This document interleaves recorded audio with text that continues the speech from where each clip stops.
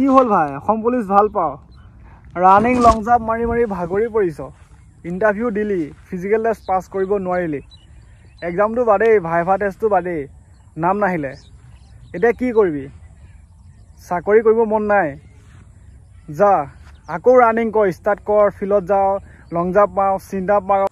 সি বোলে অসম পুলিচৰ ইন্টাৰভিউ কাৰণে সাজু হৈ আছে আৰে ৰানিং পাস কৰিলে কি হ'ল মেডিকেল টেষ্ট বেয়া হ'ব মেডিকেল টেষ্ট পাস কৰিলে কি হ'ল এক্সাম বেয়া হ'ব এক্সাম ভাল কৰিলে কি হ'ল তাৰ ফাইনেল মেৰিট লিষ্টত নাম নাহিব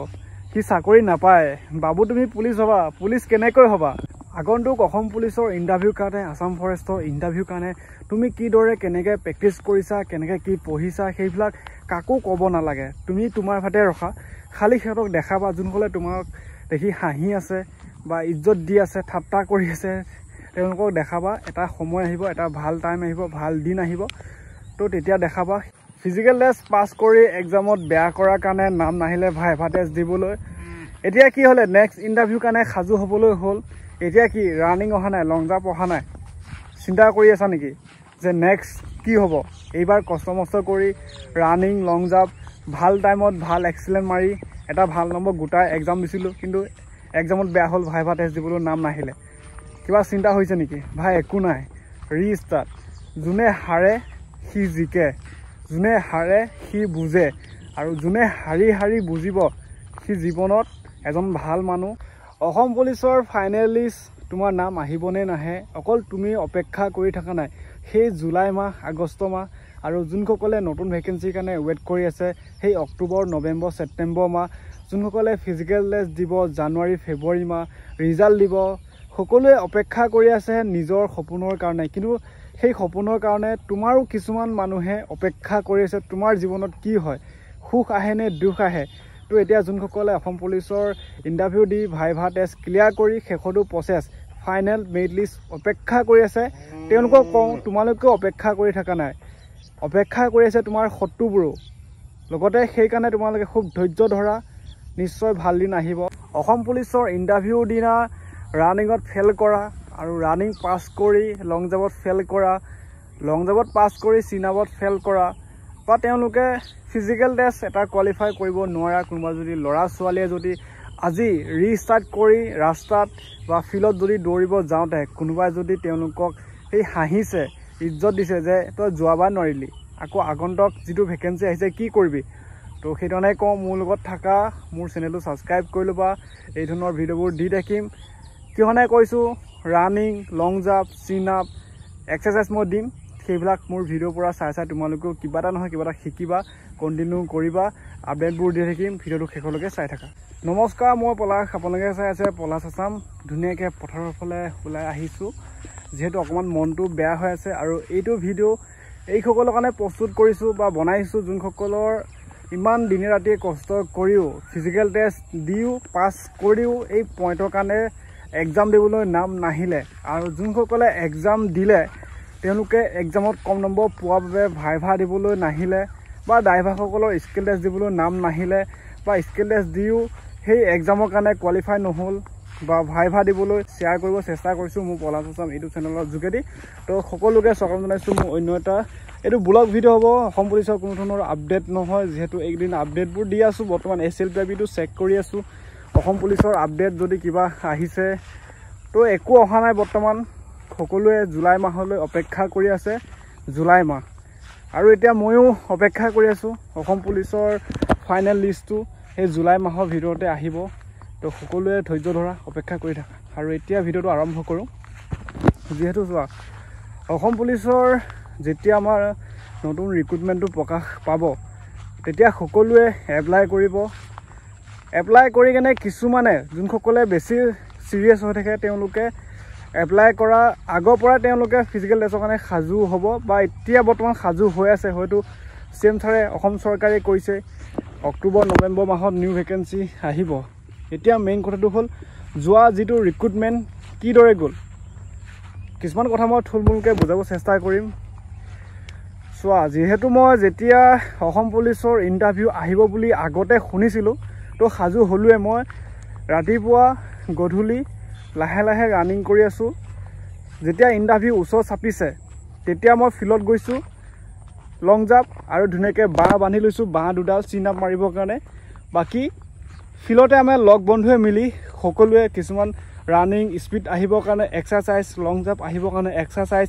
চিন আপৰ এক্সাৰচাইজ, তো 100 মিটাৰ আছাম কামাণ্ডোৰ কাৰণে সেইবিলাক সকলোবিলাক ৰানিঙৰ কাৰণে মানে নিজৰ ফিজিকেলটো বেষ্ট দিবৰ কাৰণে লগ বন্ধু মিলি 5জন 6জন তো সেনেকৈ যিমানখিনি যোনে যেনেকৈ আহে আমাৰ লগ বন্ধুৱে মিলি ফিজিকেল দিবৰ কাৰণে প্ৰেক্টিছ কৰিছিলোঁ একেলগে। তাৰপিছতো কিছুমানৰ ফিজিকেল দিব যোৱা এডমিট কাৰ্ড আহিলে, তাৰিখে এডমিট কাৰ্ড মানে আহি পেলাই তেওঁলোকৰ ফিজিকেল টেষ্ট হ'ল, কিছুমানে পাছ কৰিলে, কিছুমানে ৰৈ গ'ল সেই ফিজিকেল টেষ্টতে কিবা এটা ভুলৰ কাৰণে বা নোৱাৰিলেগৈ। কিছুমানৰ এক্সাম দিবলৈ পালে, এক্সাম দিলে, ভাইভা টেষ্ট এক্সেপ্টা কিবা কিবি বহুত হৈ গ'ল। এতিয়া অপেক্ষা এইটো। কিন্তু যোনসকলৰ নাম নাহিলে তেওঁলোকৰ কাৰণে মই এই ভিডিঅ'টো প্ৰস্তুত কৰিছোঁ। বন্ধুসকল মন বেয়া কৰিব নালাগে, ইণ্টাৰভিউ দি আছে, এবাৰ নহয়, দুবাৰ নহয়, তিনিবাৰ নহয়, চাৰিবাৰ নহয়, দি আছে ইণ্টাৰভিউ আৰু আগলৈকে দি থাকিব লাগিব যেতিয়ালৈকে চিলেকশ্যনটো নহয়গৈ। অসম পুলিচৰ হওক, ডিফেন্সৰ ক্ষেত্ৰত হওক, চৰকাৰী চাকৰি, যিকোনো জীৱনৰ লক্ষ্য পথত তোমালোকে আগবাঢ়ি গৈ আছা, গৈ থাকিবা যেতিয়ালৈকে লক্ষ্যটো তোমালোকে নোপোৱাগৈ, তেতিয়ালৈকে তোমালোকে সেই লক্ষ্যতে তোমালোকে লাগি থাকিব লাগিব, কণ্টিনিউ কৰিব লাগিব। আগতে তোমালোকে 80% কষ্ট হৈ আছে, যদি সেই কষ্ট 80% কষ্টখিনি তুমি যদি এৰি দিয়া, আকৌ 0 পৰা 80% কৰিবলৈ বহুত কষ্ট হ'ব। তেতিয়া গম পাইছা কথাটো? বৰ্তমান তোমালোকে 80% তোমালোকে কৰি থলাই আৰু এতিয়া বাকী 20% আছে ছাকচেছ হ'বলৈ। 100% যিহেতু ছাকচেছ, 80% হৈ গ'ল, 20% বাকী আছে। কণ্টিনিউ কৰি থকা, নেক্সট ভেকেঞ্চি আহিব অতি কম দিনৰ ভিতৰতে। সেই 20% তোমালোকে পূৰা কষ্ট কৰি দম দি দিয়া, 100% হৈ যাব। ফিজিকেল টেষ্টত কোৱালিফাই কৰি আকৌ 100% দিব লাগিব এক্সামৰ কাৰণে। ফিজিকেল টেষ্টত 100%, এক্সামত 100% দিলেহে ভাইভা দিবলৈ মাতিব, নাম আহি যায়। এটা সপোনৰ এটা অংশ মানে ছাকচেছ হৈ যাব যদি 20% যদি অসম পুলিচৰ ফাইনেল লিষ্টত নাম আহি যায়। তো ময়ো ৰানিং, লং জাম্প, চিন আপ সেইবিলাক লাহে লাহে হ'লেও কণ্টিনিউ কৰি আছোঁ। অকলে হ'লেও যাওঁ ৰাস্তাৰ ফালে, কেতিয়াবা পথাৰত কিছুমান এক্সাৰচাইজ কৰোঁ। তো সেইবিলাক মই মোৰ চেনেলৰ যোগেদি আপডেটবিলাক দি থাকোঁ। আৰু যিহেতু অসম পুলিচৰ চাকৰিৰ ক্ষেত্ৰত সকলোৱে লাগি আছে, তো ময়ো আপডেটবোৰ দি যাম, ক'ত কিমান ভেকেঞ্চি আহে। লগতে এইবাৰ যোনসকলৰ নাম নাহিলে তেওঁলোকক আকৌ কৈছোঁ ৰিষ্টাৰ্ট কৰিব লাগে। এতিয়া হাত সাৱটি বহি থাকিলে নহ'ব। তো আগতে যি হ'ল, তোমাৰ কাৰণে তোমাৰ ঘৰখনো অকণমান হ'লেও কষ্ট পাইছে যে এইবাৰ নহ'ল, নেক্সট বাৰ আকৌ দিব, আকৌ ভাল হ'ব। তো ট্ৰাই এগেইন আকৌ ৰিষ্টাৰ্ট কৰি দিয়া। ময়ো লাগি আছোঁ, মই কণ্টিনিউ কৰি আছোঁ, মই লাগি আছোঁ। ৰানিং, লং জাম্প এইবিলাক মই হাৰ নেমানো, মই লাগি আছোঁ। যিহেতু মোৰ লগতে বহুতবাৰ হৈ গ'ল ফাইনেল মেৰিটত নাম নহাকৈ, তো লাগি আছোঁ। সেইবিলাক কষ্ট জানো। ঘৰত সকলোৱে ভাবে ফাইনেল যোনদিনাখন ৰিজাল্ট দিব, তো বিশেষকৈ মোৰ কথা কৈছোঁ, যোনদিনাখন আছাম কামাণ্ডোৰ ফাইনেল মানে ৰিজাল্ট দিব, ঠিক আছে। মই ফাৰ্ষ্টৰ পৰা কৈছোঁ আছাম কামাণ্ডো মই বিশ্বনাথ চাৰিআলি বালিপুখুৰী ষ্টেডিয়াম এখন আছে, তাত মই 2022 চনত যিটো আছাম কামাণ্ডো প্ৰকাশ পাইছিলে, তাতে মই ইণ্টাৰভিউ দিলোঁ, পাছ কৰিলোঁ, ফিজিকেল টেষ্ট, মেডিকেল টেষ্ট পাছ কৰিলোঁ, ডকুমেণ্ট ক্লিয়াৰ, যিবিলাক প্ৰচেছ আছে চব ক্লিয়াৰ। ফিজিকেলৰ কাট অফ মাৰ্ক মাৰিছে, তাত চিলেকশ্যন হ'লোঁ ভাইভা দিবলৈ। ভাইভা দিয়াৰ পিছত তেওঁলোকে যিটো ফাইনেল মেৰিট লিষ্ট সেইটো প্ৰকাশ পোৱা এটা ডেট দিলে। তো সেই তাৰিখত ঘৰত সকলোৱে ৱেইট কৰি আছোঁ। প্ৰায় মৰ্ণিং টাইমত দিছে, ঘৰত সকলোৱে ৱেইট কৰি মানে অপেক্ষা মানে কি হয় নহয় ৰিজাল্টটো। তো পিছত ফাইনেলি ৰিজাল্টটো বেয়া হৈ গ'ল। তাৰপিছত যদি মই বেয়া হ'ল বুলি মই যদি নাই চাকৰি মোৰ ভালপোৱা সপোনটো বাদ দি পেলাই মই কামে বনে গুচি যাওঁ, বিদেশত যাওঁ, তাত কাম কৰি খাম, ঘৰলৈ পইচা দিম, সেইবিলাক যদি চিন্তা কৰি মই আজি ইয়াত মই নাথাকোৱেই মানে আপোনালোকৰ মাজত। তেতিয়াৰ পৰা যিদিনাখনে ৰিজাল্ট নাহিলে মানে নামটো বেয়া, নাম মানে ফাইনেল লিষ্টত নাম নাহিলে, তেতিয়াৰ পৰাই দুখ লাগিছে। অতি বেছি এদিন, দুদিন, 3 দিন মন বেয়া লাগিব, বা এসপ্তাহ বেয়া লাগিব, বা এমাহ লাগিব বেয়া। তাৰপিছততো আকৌ কণ্টিনিউ কৰিব লাগিব, কাৰণ নিজৰ সপোন নিজে পূৰণ কৰিব লাগিব। বাকী মা দেউতাই তোমাক ছাপোৰ্টহে কৰিব যে এইটো কৰ ভাল হৈছে লাগি থাক কিবা কিবি বহুত ক'ব কিবা কিবি সহায় কৰিব লগ বন্ধুৱে মানে ভাল সবাই ভালেই সহায় কৰিব বেয়াসকলে বেয়াকৈ সেইবিলাক আৰু তো ৰিষ্টাৰ্ট একদম চাকৰি জীৱন বহুত কষ্ট আৰু এতিয়া চাকৰি পাবলৈও কষ্ট কৰিব লাগিব চাকৰি পোৱাৰ পিছতো কষ্ট আছে কিন্তু কষ্টটো তোমাৰ সপোনৰ লগত জড়িত যদি আছে তুমি যদি ভাল পোৱা সেইটো কষ্ট যেন নহ'বগৈ যদি তুমি সেই কামটো ভাল পোৱা তো এনজয় আৰু লগতে অসম পুলিচৰ যোনসকল এতিয়া নতুনকৈ চাকৰি